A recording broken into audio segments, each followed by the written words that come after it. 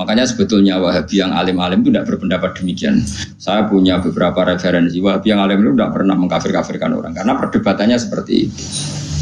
Misalnya ini wis kuat aja. Sebenarnya kalau orang alim itu ya mirip-mirip, entah Wahabi entah tidak mirip-mirip. Karena kalimat Wahabi itu kitab terbesarnya itu Ibnu Taimiyah. Ibnu Taimiyah itu punya murid Ibnu Qayyim Al-Jauziyah. Sampai sekarang saya lihat di fatwanya Ibnu Taimiyah itu begitu hormat sama orang-orang kita ini sama. Tapi tahu-tahu lewat penyaduran sana sini menjadi kacau. Terus niki Allah ngelingaken kula jenengan sedanten ben eling bahwa alam raya ini diciptakan untuk kita. Untuk kita ini macam-macam ya. Misalnya kalau fisik Allah nggawe buah ya kita makan. Ini untuk kita yang kebutuhan dhahirah.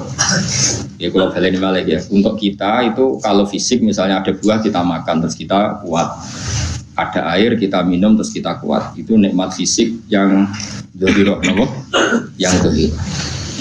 Ada nikmat batinah yaitu kepuasan mendapatkan ma'rifatullah. Yaitu ulang lagi kepuasan mendapatkan ma'rifatullah. Itu nikmat batin. Baik yang terkait Allah maupun terkait logika-logika tasawuf. Terkait Allah misalnya gini, misalnya kalau mikir, kalau bolak-balik matur niki, berkali-kali di tempat ngaji, gimki jenane eling, betul gak ada masalah ingatan ini, eling tenang. Wong nak soleh, mulai cilik, cek soleh dadakan terus husnul khotimah, pokoknya apa? Soleh. Niku nak mati, niku bumi ku nangis. Nangise bumi ku kekurangan utawi kalong wong sing sujud ning ndekne. Ya Allah Gusti, biasane wonten tiyang niku sujud teng nggen kula, dia berperilaku baik teng nggen kula, saniki tiyang niku pun jenengan ambil, nangis bumi. Saniki sing urip karek bedua-bedua, damel narkoba, damel ngefly, damel macam-macam. Iku nangis bumi. Langit sewenang. Gusti matur nuwun Gusti, orang itu saya tunggu lama, sekarang sudah engkau angkat ke tempat kami. Maksudnya diangkat ke langit. Sing bumi nangis, sing langit apa? Seneng. Nah kemudian kita berpikir begini, bumi kok iso nangis piye? Nah itu terserah sampai apa termasuk ulama dzahir apa termasuk ulama batin. Kalau ulama dzahir mengatakan bumi nangis itu mau kinayatun anil husni, pokoknya pantas sih bumi itu susah, wong kelangan putra terbaiknya. Tapi nak cara ulama-ulama hakikat yang mengenali sekali betapa kudrohnya Allah, betapa kudrohnya Allah itu tidak terbatas. Itu yang meyakini bumi nangis itu nangis tenan. Misalnya ngeten kalau tak terang normal ya. Kowe bayangno dadi Nabi Adam, ngrungokno kowe. Kowe bayangno dadi Nabi Adam. Nabi Adam tenan. Terus Nabi Adam orang pertama dia tahu betul kalau dia dicipta dari bumi. Dan dia pula tahu betul, beliau tahu kalau dia bisa ngomong, bisa mikir, bisa macam-macam. Terus indukannya beliau itu bumi. Mesti pikiran Nabi Adam, jangan-jangan bumi ini juga bisa berpikir kayak saya. Ini kan materi saya, karena saya dari bumi ini bisa ngomong, bisa melihat macam-macam. Terus bedanya apa menurut sobek napa? Umpama kowe dadi nabi napa? Adam. Orang yang dekat sekali, qoribu ahdin, dekat sekali dengan kesaksian kudroh Allah. Gini ku dekne roh nak materine ke bumi dan dia orang pertama yang urung lali kaman. Tapi ketika sudah ribuan orang, mungkin jutaan orang lali, seakan-akan bumi itu tidak jenis dari kita. Bumi adalah hal yang berbeda dengan kita. Kita manusia berakal, bumi itu benda mati. Terus kowe katut wong goblok-goblok, bumi itu benda mati. Sajane ya rada kriminal wong Islam muni bumi itu benda mati. Enggak bisa berpikir hanya manusia. Itu kengawuran-kengawuran yang kita ciptakan sendiri, kita wariskan turun-temurun. Umpama kowe iku dadi ulama, ngomong ngono iku isin. Bumi kok nyekseni kowe sujud, banyu nyekseni mbok pangan, mbok ombe kanggo sujud. Semua itu bersaksi tentang kita. Lah nek sampean tanglet kula, cara melogika gimana? Begini, tak wari cara gampang-gampangan ya. Kan wonten latihan nggih, misale la ilaha illallah kalimatu haqqin 'alaiha nahya wa 'alaiha namut wa 'alaiha lupas nomor biar lupas nomor. Wa 'alaiha. Wa 'alaiha nomor biar. Kata wa 'alaiha nomor kata biar to mriki. Wa 'alaiha. Wonten sing wa biar. Kata sing waridan wa 'alaiha. Nak sanad kula musalsal untuk nabi niku wabiha kan. Kebenaran guru kula macane wabiha tapi ada yang maca walihan. Begini caranya sampai mikir kita tawarai tauhid sing kasep. Tauhid ini yang dawuh Sayyidina Ali lau kusifal khoto umastatu yakinan. Umpama somben tutup iku dibuka, akulah imanku ora tambah mbek pangeran. Karena tren dunia dan akhirat sama. Zaman ning dunia ya Allah ala kulli saing kodir kok zaman ning akhirat ya Allah ala kulli saing. Cara Sayyidina Ali, somben aku wis mati lah imanku ora tambah meskipun aku swarga neraka. Lah kena napa? Darah padha wae ning dunia ya pertunjukan kudratullah, ning akhirat ya pertunjukan kudratullah. Jadi pikirannya Sayyidina Ali seperti itu. Buatin sampean tak latih ya, tak latih senang pangeran. Misalnya begini, sampean tak latih, harus latihan, memang harus seperti ini latihan. Saya kan lahir misalnya tahun 1970, berarti mulai Nabi Adam itu saya kan nggak ada. Ngerti-ngerti ada. Saya mengira waktu zaman tidak ada itu panjang apa cepat? Cepat, karena kita tidak melalui itu, ujuk-ujuk. Wujud. Kadang aku mati ya wedi kan. Mau mati jebule kiamat 1 juta tahun kasih opo nang kuburan. Masuk di Khalillah gitu. Opo enten-tenan. Makanya aku ya ora roh, tak tinggal turu. Turu sakmono kan yo nglilir, Pak. Nang nglilir terus nanti. Apa mlaku-mlaku nang donya, apa piye? Nak turu ya kok ngani ngoyo turu kok. Ribuan tahun lintas. Terus ya apa jajal? Sampeyan tak takok, misalnya sampeyan ning kuburan iku. Apa ngadepi muka nakir tukaran terus ya keselen tukaran. Tukaran nopo ratusan ribu mungkin. Nah, terus kita dilatih. Kata Sayyidina Ali gampang latihan seperti kata Sayyidina Ali apa gampang ngene wong alim. Pada akhirnya kita ini aku zaman urip ora roh karepe, ngerti-ngerti urip. Mati ora roh karepe.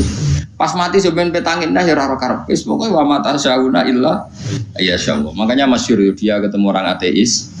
Dia orang ateis itu anti Tuhan, anti Tuhan pokoknya. Dia ditanya, "Lalu kamu hidup itu karena siapa?" Ya enggak tahu hidup. Lalu kamu mati yang menentukan siapa? Ya enggak tahu kalau tahu mati. Ya berarti Anda enggak bisa menentukan diri kamu sendiri. Akhirnya dia taslim. Ya ada yang menentukan lah. Ya ada yang menentukan itu dalam Islam disebut nama Allah. Disebut kalimatu haqqin aliyan ahya wa alihan amut. Jadi kalau maknanya itu kalimat yang benar-benar nyata. Yang karena kalimat itu pula kita mendapat kehidupan. Yang karena kalimat itu pula kita mati. Yang karena kalimat itu pula kita akan bangkit lagi. Itu yang makna hakikat. Tapi kalau makna syariat enggak begitu. Kalau makna syariat begini dan ini benar juga. Mulane kena jadi ulama, ciri utama ulama itu jamiul bayan. Dia kalau menjelaskan itu indah sekali dan orang pasti taslim. Sampeyan saya tak warai tenan. Sampeyan kan biasa wiridan la ilaha illallah kan biasa. Mulai mimpin tahlil sampai kepeksa mergo do tahlil melok sampai sing darani bid'ah akhirnya ya melok tanggane napa? Tahlil. Wewal. Kata Ibnu Qayyim Al-Jauziyah dalam kitab Zadul Ma'ad. Kitab Zadul Ma'ad itu kitab kesayangannya Sayyid Abdul Al-Haddad. Sayyid Abdul Al-Haddad itu pengagum kitab Zadul Ma'ad. Padahal kitab ini dikarang oleh muridnya Ibnu Taimiyah. Abdul Al-Haddad itu gak seneng Ibnu Taimiyah tapi seneng muridnya. Jadi di sini ulama ya demokratis. Gak seneng gurunya tapi seneng. Saja nih Ibnu Taimiyah itu orang baik. Ya ulama top ya baik, ya waras top. Tapi ngerti-ngerti Wahabi itu identik dengan Ibnu Taimiyah. Akhirnya ulama ahli sunnah penyebut itu terus izin. Mulane kiai-kiai ra ono sing dalil kok lek Ibnu Taimiyah mergo dicap Wahabi. Padahal Ibnu Taimiyah wong alim. Di kitab-kitab kita termasuk Syekh Muhammad Piyambak nanya Ibnu Taimiyah qala Syekhul Islam nopo qala. Tapi kan ini sudah milik Wahabi sehingga kita ini terus akhirnya gak gelem nyebut. Jadi kitab koyo dalil fastabiqul khairat iki apa iki dalil yo dhewe-dhewe. Wah parah tenan wong-wong. Dulu saya melihat orang enggak kunut itu ya biasa. Mergo saya sebagai wong alim ngerti iku madzhab Abu Hanifah. Saya kira ra kunut Muhammadiyah. Kita ini sebetulnya ahlul ilmi enggak tahu kunut itu madzhabnya siapa kita. Itu madzhabnya Abu Hanifah, yang kunut madzhab Syafi'i. Tapi tahu-tahu iki madzhab NU, iki madzhab Muhammad. Mana ada orang-orang ini bisa punya madzhab. Ngalime sepiro nganti dadi no madzhab. Tapi wis dadi bahas, wis dadi apa? Wajo kabeh. Mas repot-repot. Tak warai iki. Sampeyan ben nglafadzno la ilaha illallah keren ya. Keren tenan mboten keren-keren. Ngendikane Ibnu Qayyim Al-Jauziyah itu gini. Min asliha khuliqatil jannah wa min asliha khuliqatin nar. Terus wa min asliha khuliqatid dunya wa min asliha buisatir rasul wa min asliha qatalar rasul. Wah, terus sampai sekarang saya tak bedai. Surga itu kan digawe kelas VIP. VIP mewah. Terus jari rukene widadari ora kan nak wingi wis. Kira 70. 70. Wayu kabeh kan ora ono sing kriting. Wayu kabeh terus gak tahu delok wong liya. Kadang bojo kita wis elek jek delok. Widadari sifatnya maksuratun fil qiyam. Jadi gak tahu keluyuran ning ndi. Wayu kabeh. Lah. Surga yang semewah itu selek itu ya bagi mereka sing nglafadzno atau yang menerima la ilaha illallah. Neraka sekarang dibikin dalam itu. Jari Abu Hurairah neraka itu tes-tesane benda kamu jatuhkan ke neraka itu untuk santet ke bawah itu nunggu 70 tahun. Kila 70.000 tahun. Jadi kena HP mu ceblok nang neraka itu ceblok itu ngenteni 70 tahun. Betapa dalamnya, ngentakno bego piro ya bayang. Wah itu kontraktor mana saja tidak sanggup disuruh ngeduk kedalaman neraka. Iku ya mau kanggo wong sing menolak la ilaha illallah. Jadi kalimat ini luar biasa. Swarga digawe bagi yang nerima, neraka digawe ya untuk yang menolak. Ini kalimat sing kowe nak tahlilan turu iku lho. Iku kalimat sing go alasan apa gawe swarga. Terus kalimat sing suwe-suwe sing lafadzno diarani bid'ah iku. Itu kalimat sesakral ini nasib akhir zaman itu entek. Gara-gara dilafadzno tahlilan tersangka jadi apa? Dulu kalimat yang dipuja-puja penyebab surga dan neraka. Saiki kalimat itu tersangka. Mau perkara napa? Bid'ah. Wis aja melok-melok, kowe debat ya ora iso makili aku sebarno. Kok kowe terusno dalan kok. Berarti la ilaha illallah itu kalimat yang surga dibikin karena itu, neraka dibikin ya karena itu. Kemudian Allah punya sunnah, lalu butuh pelatihan. Dikasihlah Allah gawe bumi. Piye-piye manusia butuh latihan, dibikinlah bumi. Gendene latihan ikrar la ilaha illallah dengan sadar, dibikinlah bumi, lihat beragam terus dites. Wes digawe bumi, ono makanan, ono minuman, ono wayah, ono pegatan macam-macam, ono diutang sebulat macam-macam. Gue ngetes, eling la ilaha illallah, eling utangi, eling la ilaha illallah, eling kasusnya, pokoknya dites. Karena nggak fair kalau Allah bikin itu kemudian nggak dites, dibikinlah darul imtihan. Dunia itu bahasa Arabnya darul imtihan, tempat tes-tesan. Imtihan mana apa? Tes, lihat beragam diuji. Pas diuji kita hidup. Artinya kita dihidupkannya pun oleh Allah demi tes-tesan. Dan itu disebut kalimatul haqqin alaiha. Nah ya sebenarnya kita hidup pun ini untuk dites. Pada akhirnya la ilaha illallah apa enggak? Paham ya? Mesti dites.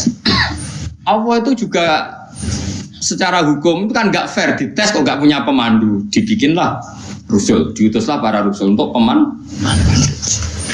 Tes itu kan butuh seru, pemandu tok rano musuhnya kan nggak seru, dibikinlah setan. Tadi sebagian kita sudah setan tapi ini ben seru. Lho ndak setan kan minal jinnati mana mangsamu setan sofo. Baik setan minal jinnati mana. Jadi kena muni auzubillahi minasyaitonir rajim terjemahnya berlindung Allah dari saya sendiri ya Allah itu.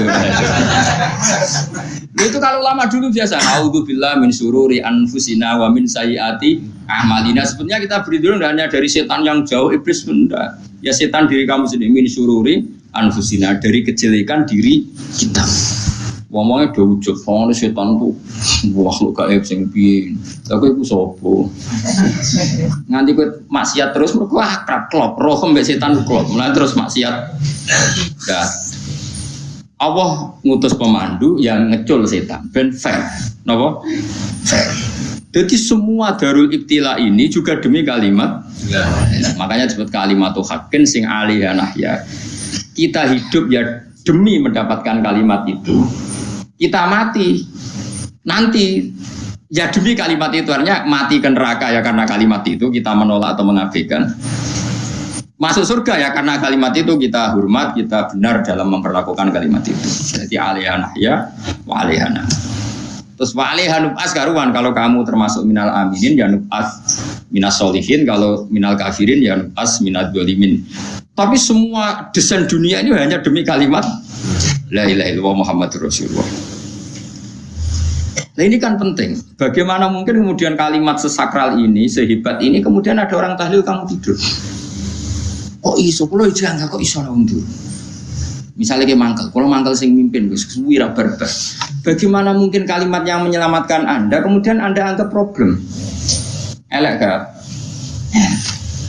Apalagi kamu anggap ini bid'ah.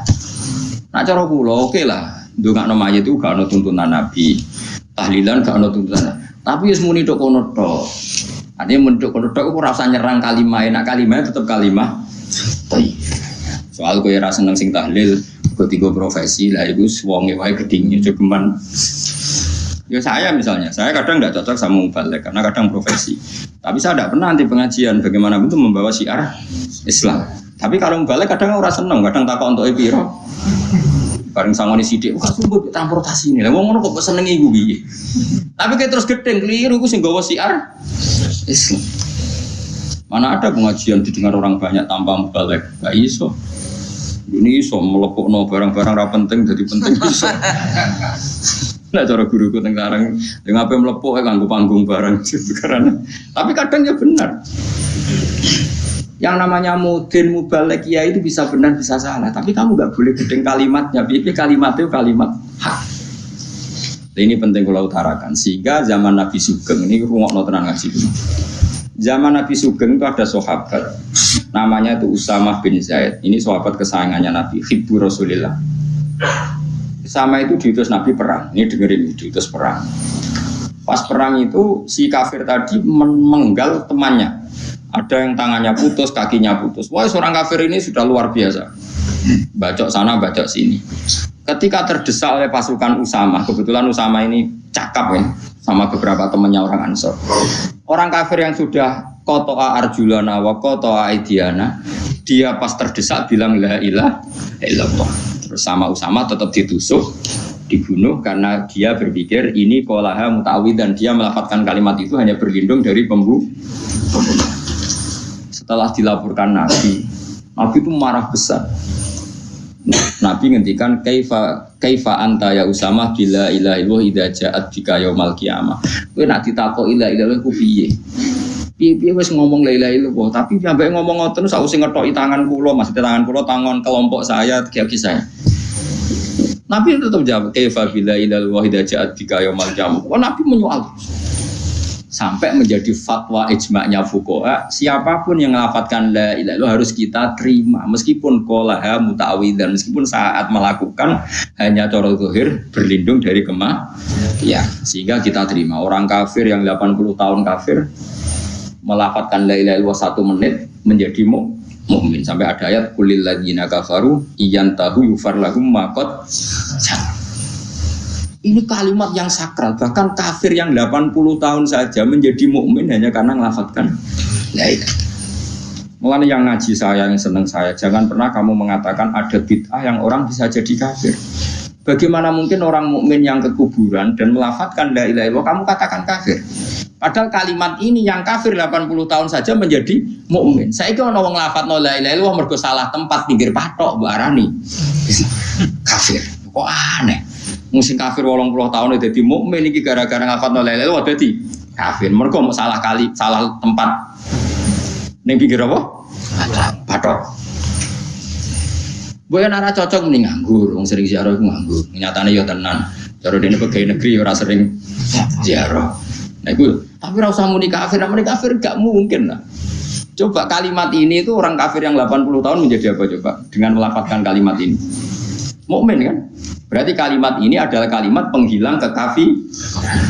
Lalu karena dilafazkan secara salah dianggap kafir. Hanya karena bid'ah itu tidak mungkin. Makanya sebetulnya Wahabi yang alim-alim itu tidak berpendapat demikian. Saya punya beberapa referensi Wahabi yang alim itu tidak pernah mengkafir-kafirkan orang karena perdebatannya seperti itu. Misalnya ini wis kuwaja. Sebenarnya kalau orang alim itu ya mirip-mirip, entah Wahabi entah tidak mirip-mirip. Karena kalimat tadi. Wahabi itu kitab terbesarnya itu Ibnu Taimiyah. Ibnu Taimiyah itu punya murid Ibnu Qayyim al-Jauziyah. sampai sekarang saya lihat di fatwanya Ibnu Taimiyah itu begitu hormat sama orang-orang kita ini sama. Tapi tahu-tahu lewat penyaduran sana sini menjadi kacau. Jadi kalau balik malah ya sampai nak kepengen dua nikmat batinah seperti tadi yang saya utarakan. Swarga dicipta sedemikian mewah ya demi yang menerima la ilaha illallah. Terus neraka dibikin se ekstrim itu juga bagi yang nolak. Kemudian dibikin dari pelatihan yaitu dunia ya karena kalimat berarti kalimat itu luar biasa. Wa biha qamatis samawati wal ardu. Kalimat ini pula menjadikan langit bumi berbon. Lalu sekarang kita bisa ngomong, bisa berpikir, bisa gadekno BPKB macam-macam. Itu karena kita sendiri apa karena kudratullah? Saya tanya. Karena kudratullah. Kalau karena kudratullah, apa susahnya Allah bikin kemampuan tanah ini nangis, tanah ini susah. Wong podo-podo kowe iso nangis, iso mikir ya mergo kudratullah, ndak karena kamu.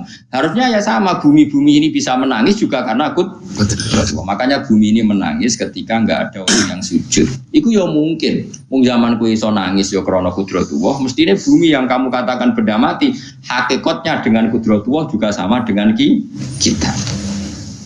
Mulane tenggene kitab Al-Husnul Hamidiyah, kula ngrasa utang tenan mbek kitab niku. Dulu saya ngaji 2 tahun kitab Al-Husnul. Kitabnya kecil tapi saya ngaji itu 2 tahun. Berkali-kali saya ulang. Itu beliau cerita gini. Dia yang ngarang itu orang alim, kebetulan dia orang India. Memang kelebihannya kitab dikarang orang Arab itu luweh bulat. Wong Arab kan semuanya Islam, karangannya itu standar. Ini dikarang India.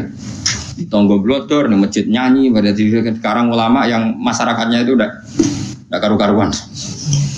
Dia cerita itu gini, manusia itu punya satu kebodohan, di mana kebodohan itu disebabkan oleh robtul asbab al-adiyah, mengkaitkan sebab sing biasa-biasa. Misalnya gini, teman saya kita omongin, misalnya ada orang bilang gini, batu ini nanti itu menjadi ayam. Orang bilang mukhal apa enggak? Enggak, jawab saja.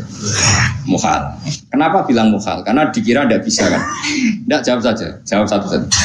Batu ini menjadi ayam. Kamu jawab mukhal. Alasannya apa? Alasannya enggak mungkin terjadi, apa kamu enggak bisa? Sebetulnya karena kamu enggak bisa. Udah. Kalau dia ini nyontokno mbah tahun Indonesia ben nyontokno iku koyo klungsu. Anak apa biji asem nek ngene ndrene. Klungsu. Lau ukhbira dzakar rajul. Andai kan orang itu kamu kasih tahu, klungsu ini biji asem itu, biji pohon asem itu. Nanti yang kecil ini suatu saat besar. Setelah besar buahnya banyak, tambah besar, tambah besar. Terus orang bilang mungkin. Ketika bilang mungkin itu karena dia bisa apa hanya karena menyaksikan berkali-kali ada kejadian nak klungsu ditandur iku iso dadi gede. Coba sama aja. Karena dia bisa apa karena hanya menyaksikan itu sering terjadi? Hanya menyaksikan. Artinya zaman dia mengatakan mungkin itu pun tidak memberi kontribusi ikut buat. Ya enggak? Tetap bergantung kudrahnya Allah. Dia hanya bilang mungkin karena sering melihat. Sebenarnya dia enggak sama sekali memberi kontribusi. Lah yo darani mungkin yo ora urun. Paham ya?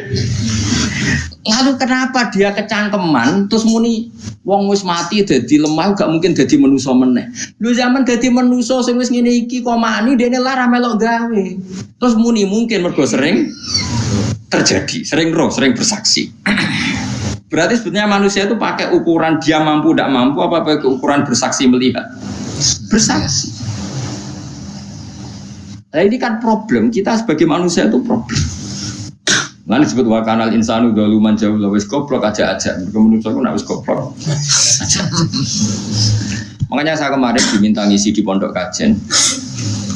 Kalau sampean berdebat sama orang ateis atau orang komunis itu gampang saja. Dilatih begini seperti teorinya Quran.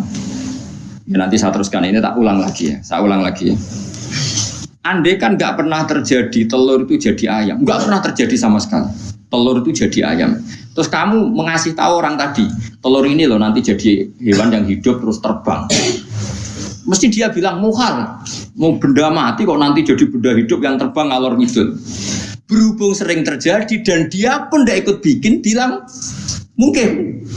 Paham? Saya ulang lagi ya. Berarti dia bilang mungkin karena sering apa? Terjadi dan dia lihat.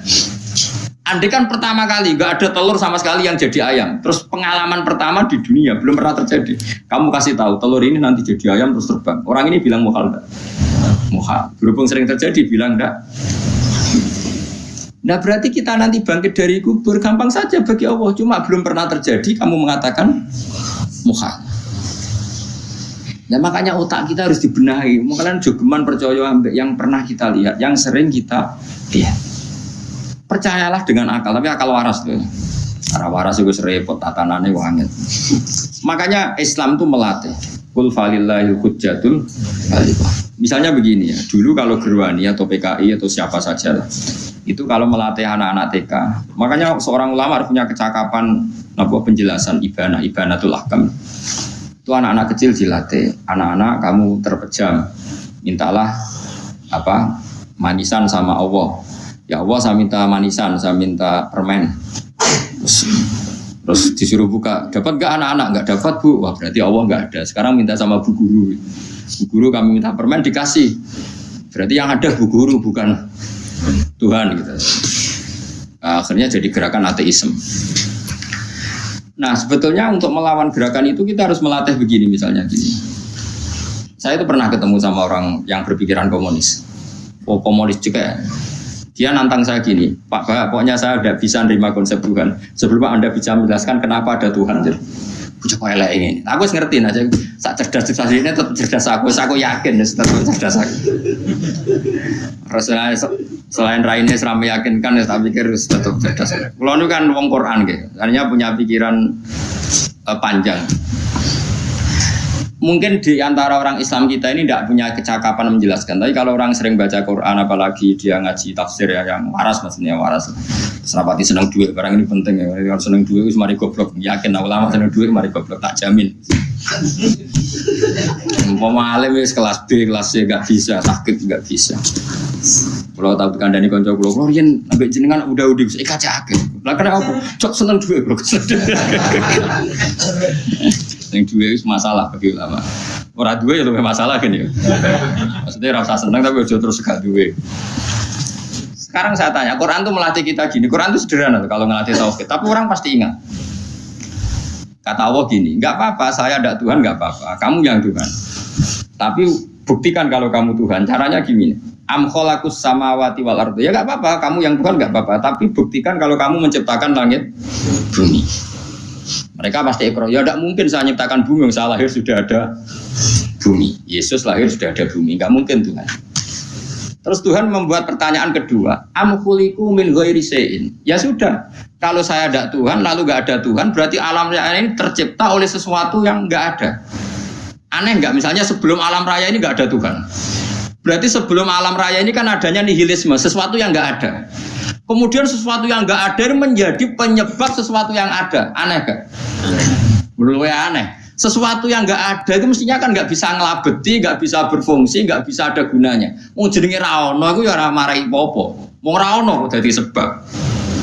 Sesuatu yang menjadi sebab itu yang wujud apa yang nggak ada? Yang wujud. Saya takut.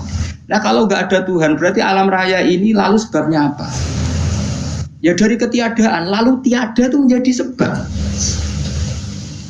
Yang tiada kok jadi sebab itu kekemil. Mikir. Di mana-mana yang sebab itu harus barang yang wujud, nggak boleh tiada kok jadi sebab. Ini kan jadi aneh, sesuatu yang tiada menyebabkan sesuatu yang ada. Terus dia bilang, ya pokoknya ronde ini kalah, sama-sama tak pikir nganti mati temenang aku ini.